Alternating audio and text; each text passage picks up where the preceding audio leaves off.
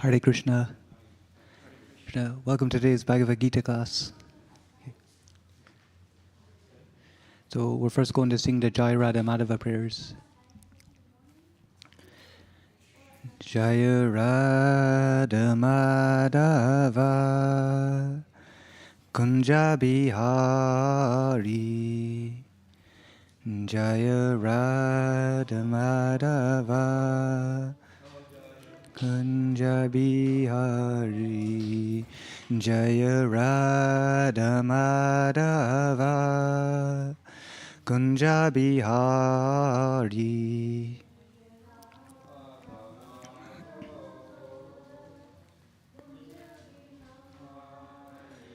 Jaya Gopi Jana Vallabha Girivaradari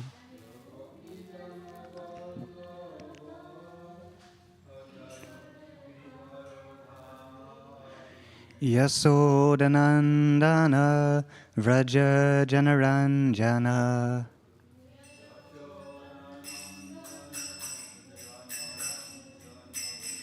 Yamuna Tira Vanachari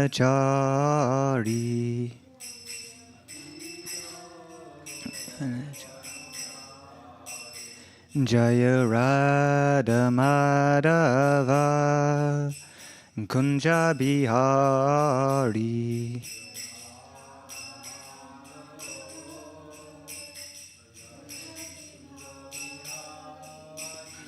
Jaya Gopi Jana Vallabha Girivaradari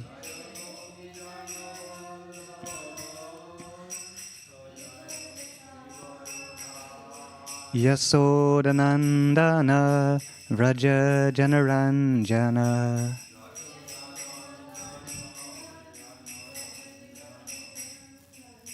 Yamuna Tira Vanachari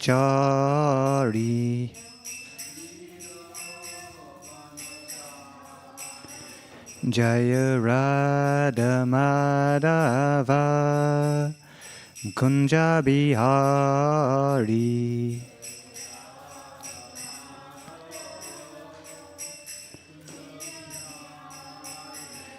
Hare Krishna Krishna Krishna Hare Hare Hare Rama Rama Rama Hare Hare Hare Krishna Krishna Krishna Hare Hare Hare Rama Rama Rama Hare Hare Hare Krishna Krishna Krishna Hare Hare Hare Rama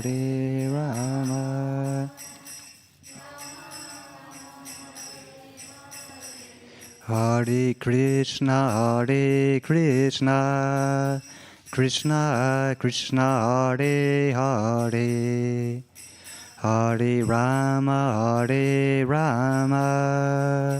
Rama Rama, Hare Hare.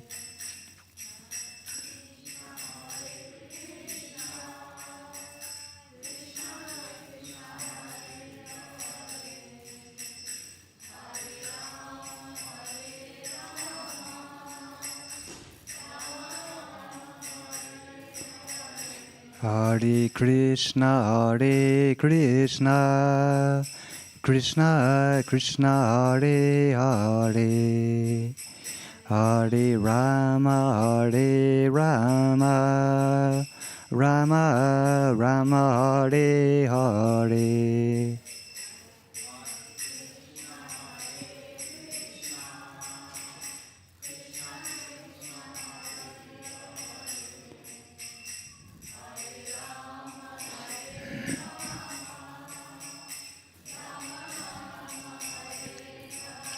Krishna, Krishna, Krishna, thank you.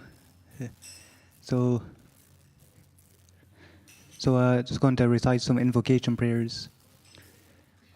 Om Gyana Tirmayandasya Gananjana Salakaya Chakchurun Militanyena Tasmai Shri Guruve Namaha. Namo Vishnu Padaya Krishna Prestaya Bhutaye Srimate Bhaktivedanta Swaminiti Namane. Namaste Saraswati Deve Gauravani Pracharne Nirvishesha Sunyavadi Praschatya Desatarne. Jai Shri Krishna Chaitanya Prabhu Nityananda Shri Advaita Gadadhar Shrivasadi Gaura Bhaktivinoda. Hare Krishna, Krishna Krishna, Hare Hare, Hare Rama, Rama Rama, Hare Hare. So if you can please repeat after me. Om Namo Bhagavate Vasudevaya.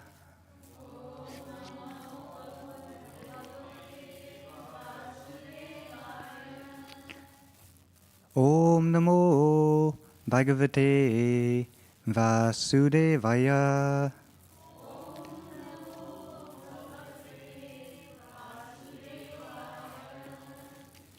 Om Namo Bhagavate Vasudevaya.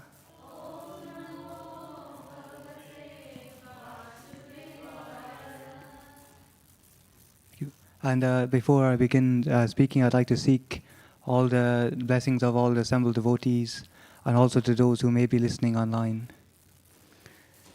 Vancha kalpa trubhascha kripa sindhubheva patitanam bhavanebhyo vaishnavebhyo namo namaha.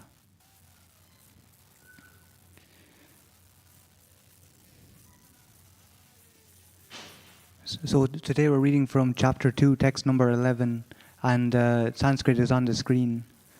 So we're first going to do a Sanskrit recitation, and if you like you can repeat after me the Sanskrit. Shri Bhagavan Uvacha Asocyan Anva Sochasvam Prajnavadam Chabasashe Gata Shun Akatasumscha Nanu Sochanti Pandita. Shri Bhagavan Uvacha Asocyan Anvasochasvam Prajna Vadam Shabashashe Gata Sonagata Shumscha Nanu Sochanti Pandita. Shri Bhagavan Uvacha Asocyan Anvasochasvam Prajna Vadam Shabashashe Gata sun agata sumscha nanu sochati panditaha. So would anyone like to try the Sanskrit recitation?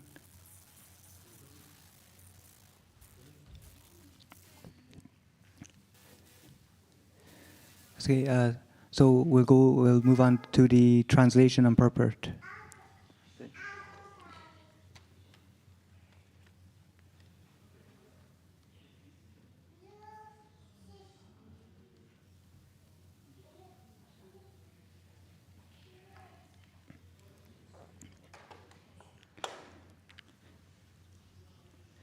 So this verse is a famous verse in the Bhagavad Gita.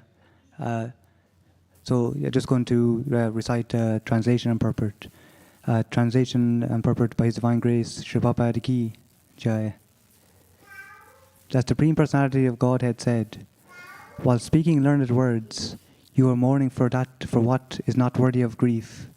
Those who are wise lament neither for the living nor for the dead.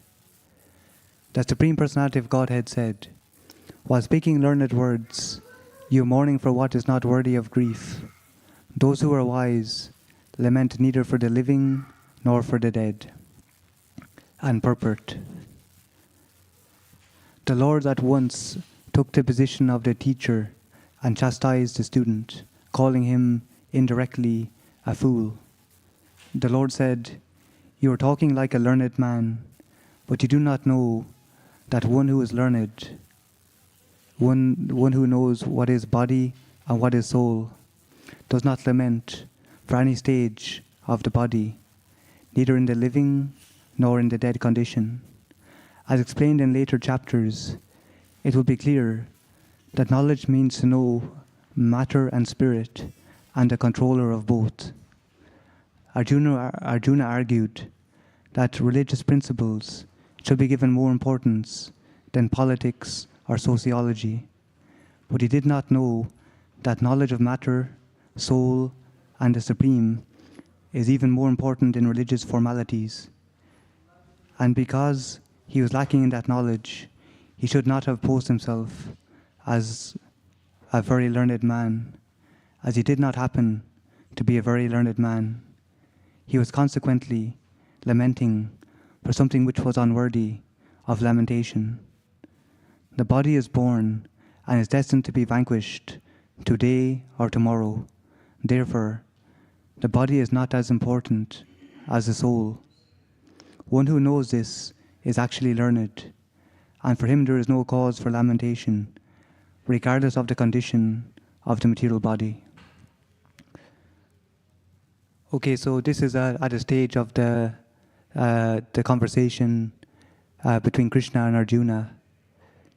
So the Supreme Personality of Godhead said, while speaking learned words, you are mourning for what is not worthy of grief. Those who are wise lament neither for the living nor for the dead. So I'm not sure if maybe many of you are quite new to the Bhagavad Gita and to understanding the philosophy. So what's happening here is it's on a battlefield, the Battle of Kurukshetra.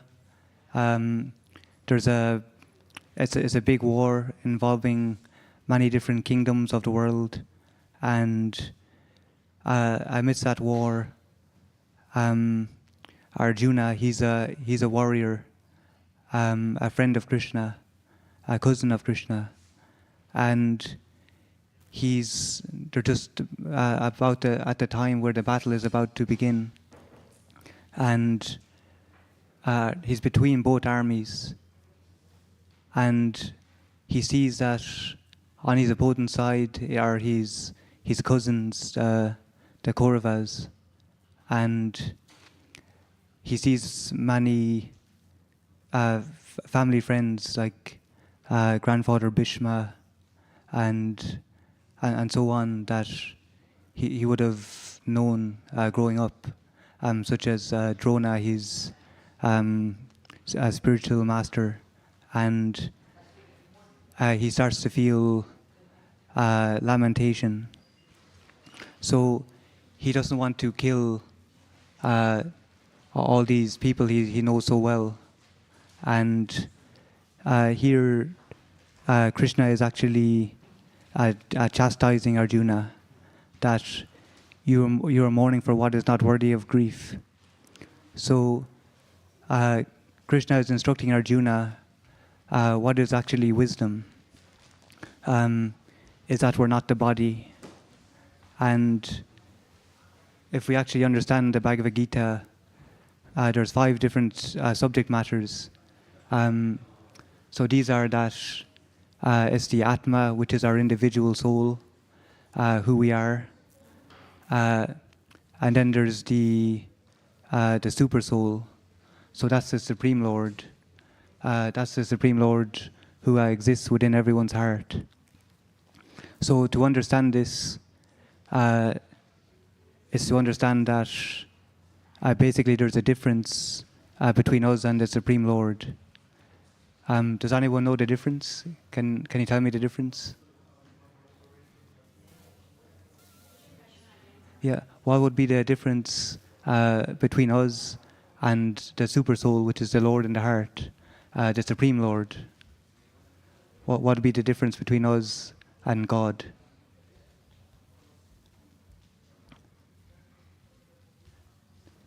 Yes.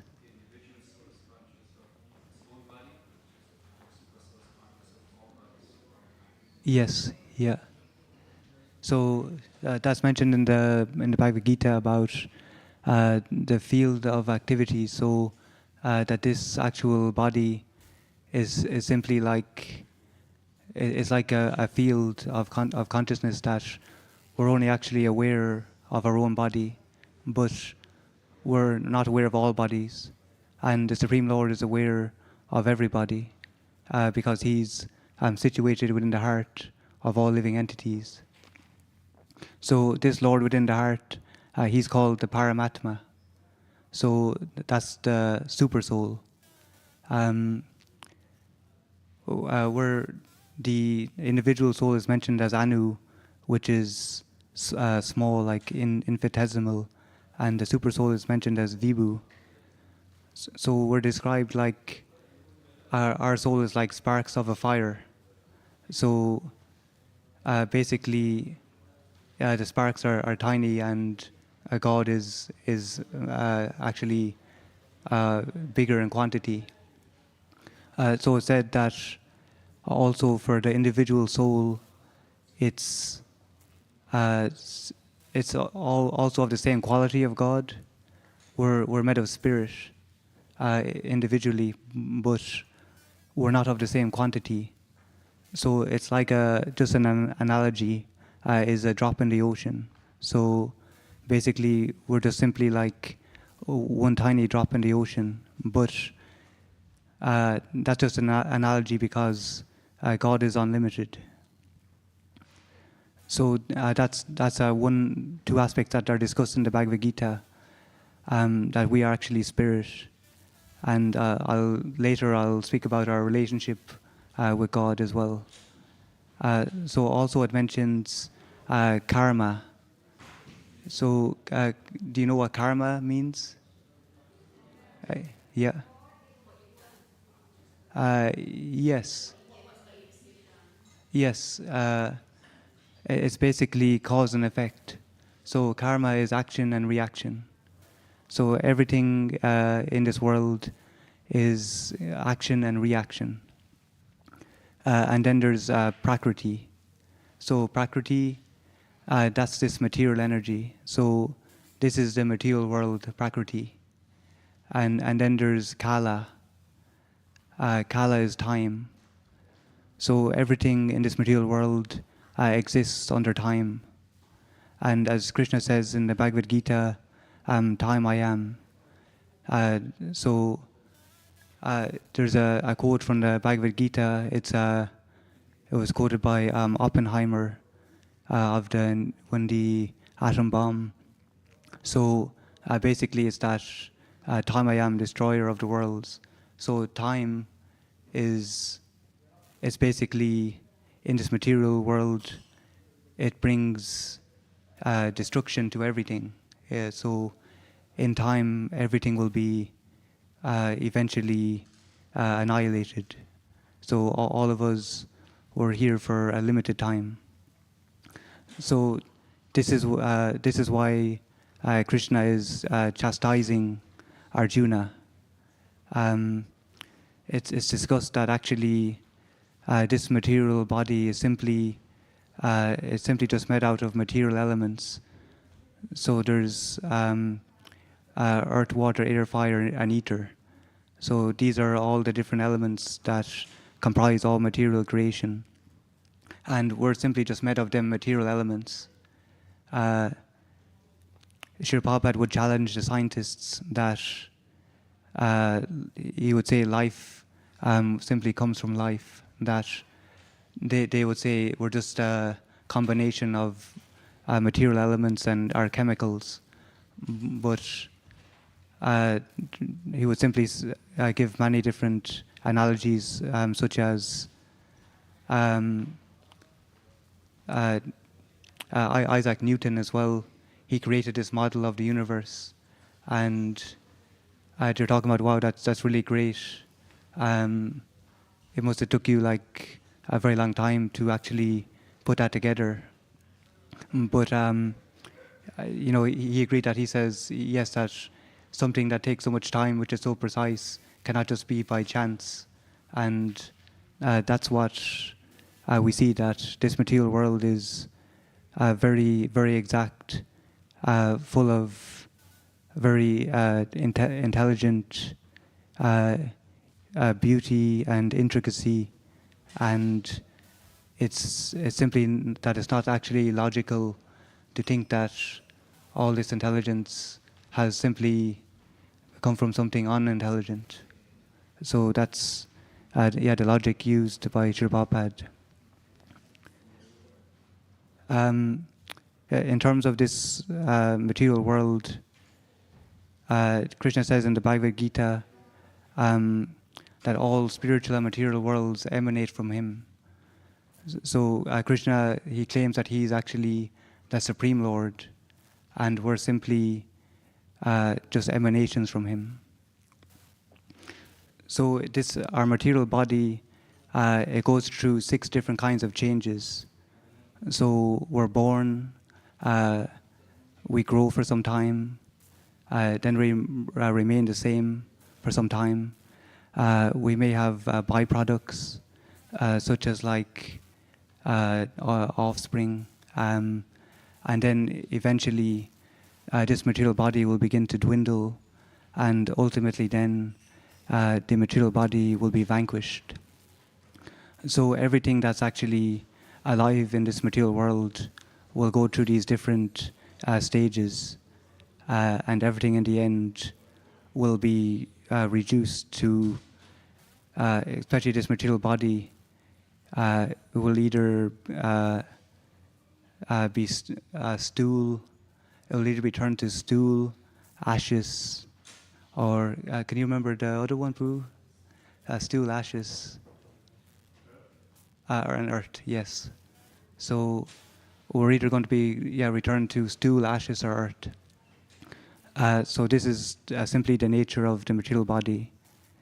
The reason why that we fear is because we've become actually attached to the body. So we've become so much conditioned that we take this actual dream to be reality. So it is reality. In one sense, it's very much real, but it's not the final reality. Srila Prabhupada would say, don't take the dream too seriously. So that's easier said than done.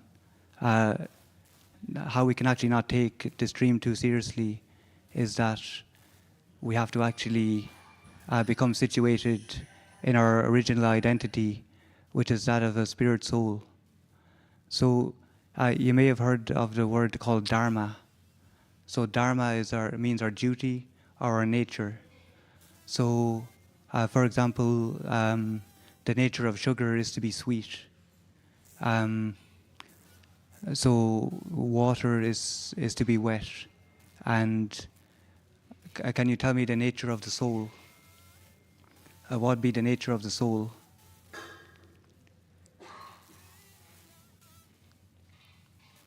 I, to be, sorry?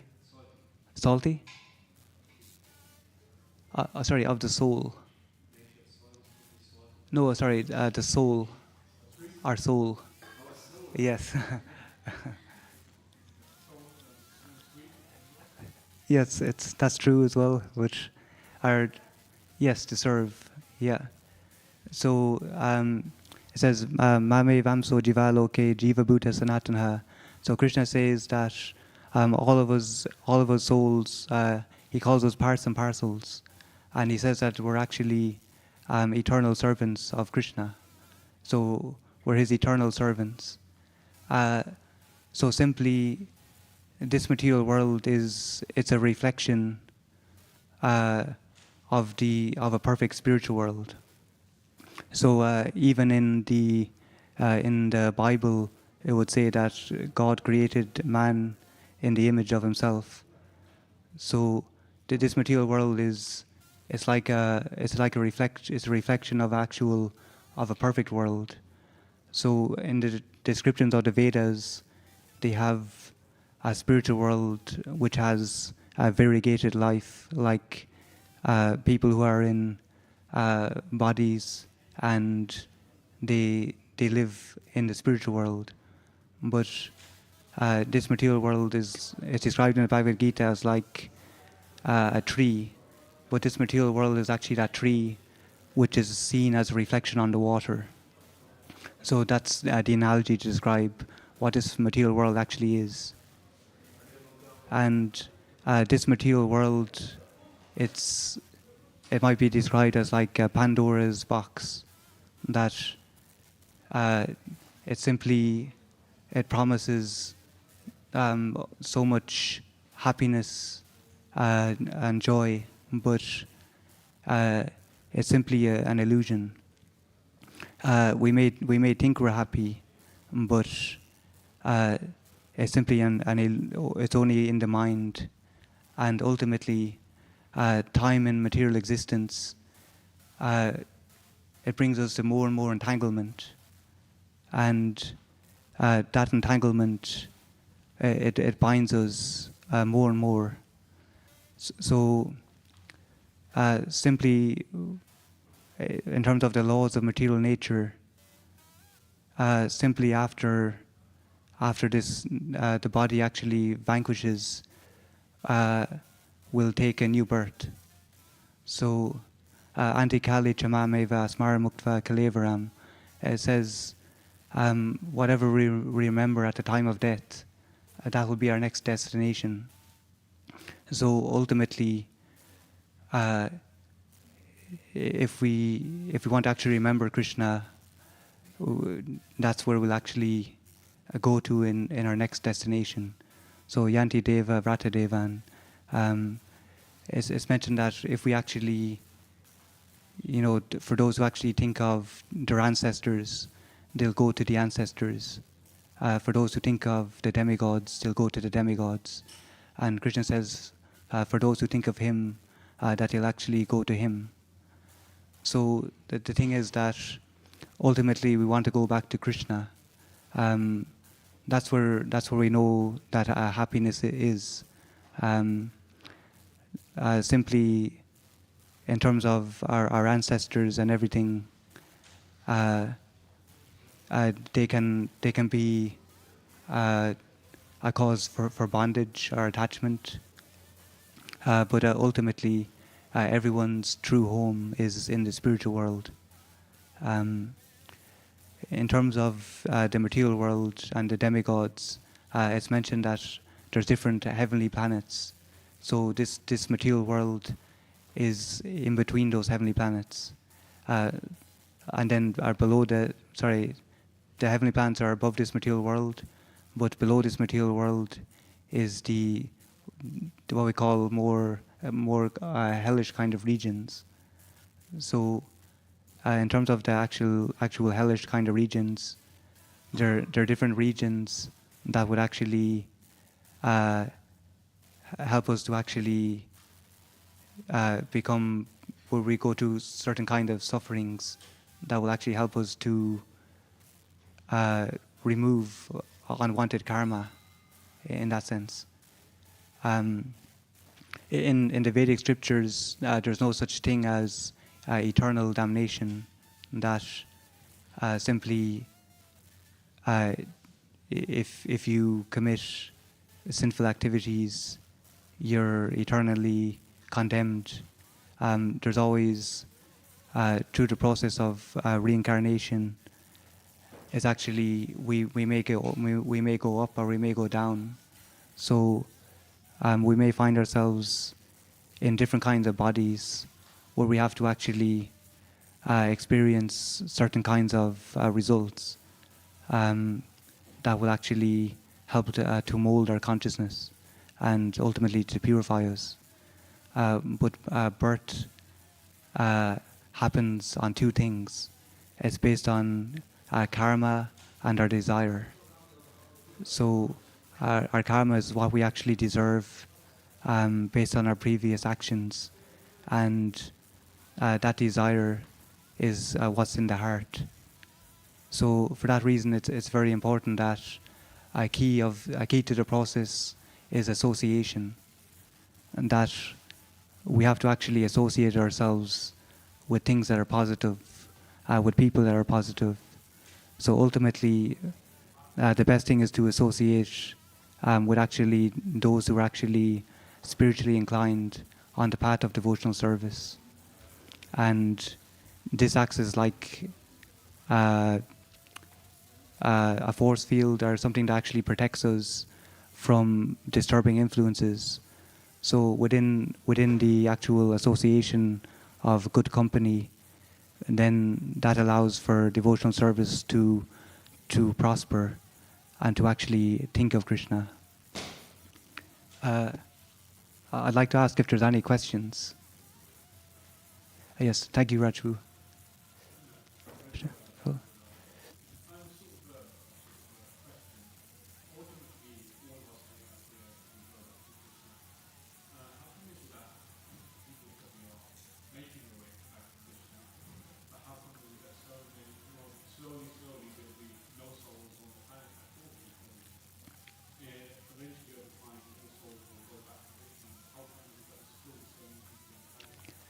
Well, they say that the spiritual world is of a different proportion, and the analogy that I've heard is that even if all the souls in this world were to get liberated in an instant, they simply just fill up again like a slot machine.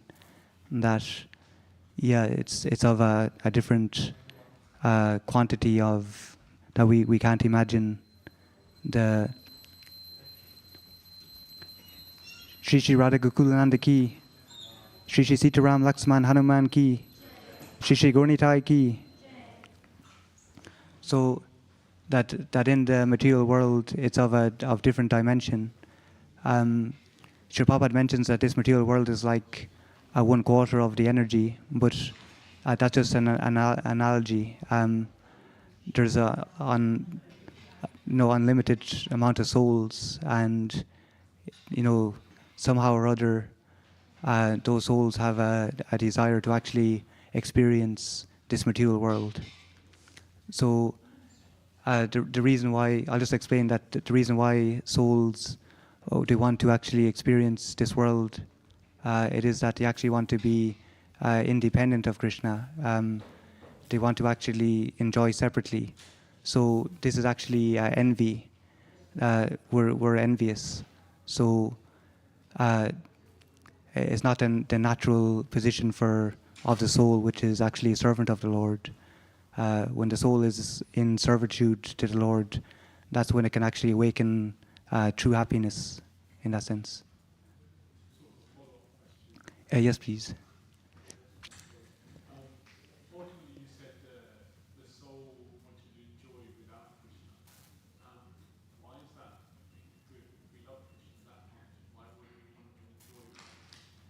Yeah, so the thing is that our soul actually gets affected by material energy. Um, in that sense, we have, if we have it's not actually, it's quite the whole topic of how we actually come into this material world is something which it is it's one way to act. It's something that Srila Prabhupada had, is not given an exact answer in the scriptures. So, one way or other, we know that we have that desire some way or other to enjoy independently of Krishna, and from there we actually naturally we go away from Krishna into this material world. So it said Krishna is just like the sun, and Maya is just like darkness. If the sun is present, there can be no question of darkness. So due to actually this desire to be the actual enjoyer. So the Krishna is the enjoyer, and we're the servitor. And when we serve, that's how we actually enjoy. But we think if we're the enjoyer, then we'll be happy. But it doesn't actually work like that. And naturally, if you go away from the sun, it gets darker. So that's also the arrangement of Krishna, that this material world is a world of imperfection, so that it can actually help us to rectify ourselves and to ask questions. Why are we here? Why is there suffering, and so on? Thank you. Hope is that okay? That question or answer? Thank you. Jay. Thank you. Yes, Arthur Boo. Thank you.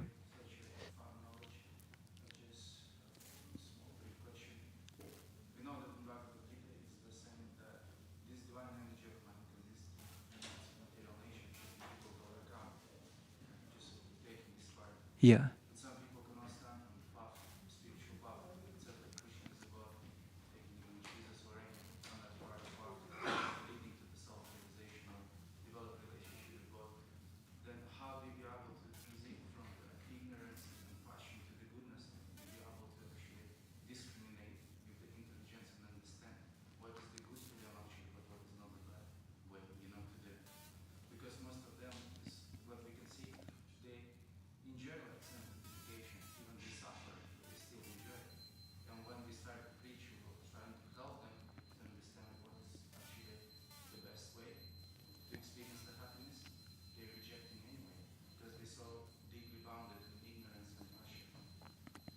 So, if I can just repeat, the question is, how do we actually preach to people who are under the modes of ignorance and passion, or to help them, try and help others? Yeah. Yes. Um, there's one Christian saint, I believe it was Saint Francis, that he said, um, I, I don't remember the exact quote, but he basically said, I preach, I always preach, and sometimes I speak. So basically, what he was alluding to is that we have to sometimes, some people are actually open that we can actually speak with and try and help them, but then there's others who are not open, and for those we just have to endeavor to actually preach by our good example. That my understanding that often it happens that people they see devotees and they become attracted because they can see that there's some purity there in the lifestyle. Yeah. Oh, that's okay. I'd like to ask if there's any more questions. Yes, Vishaprabhu.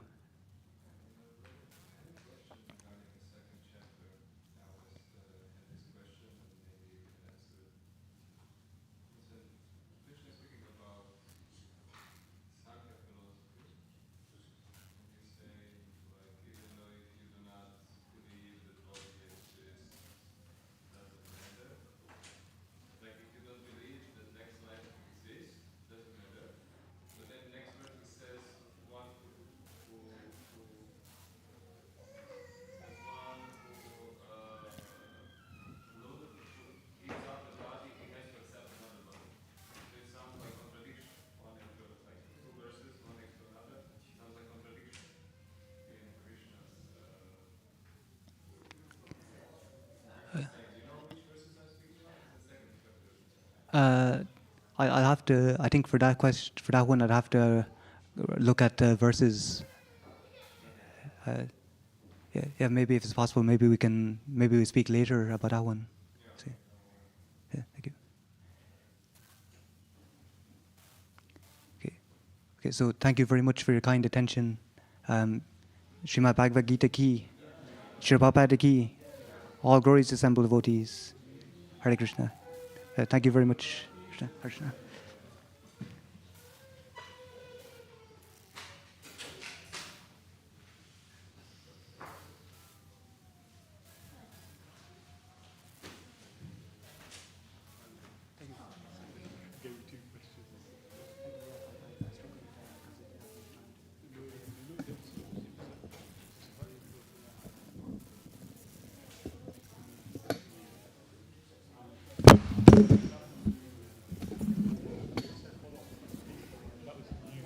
Manufactured that yourself.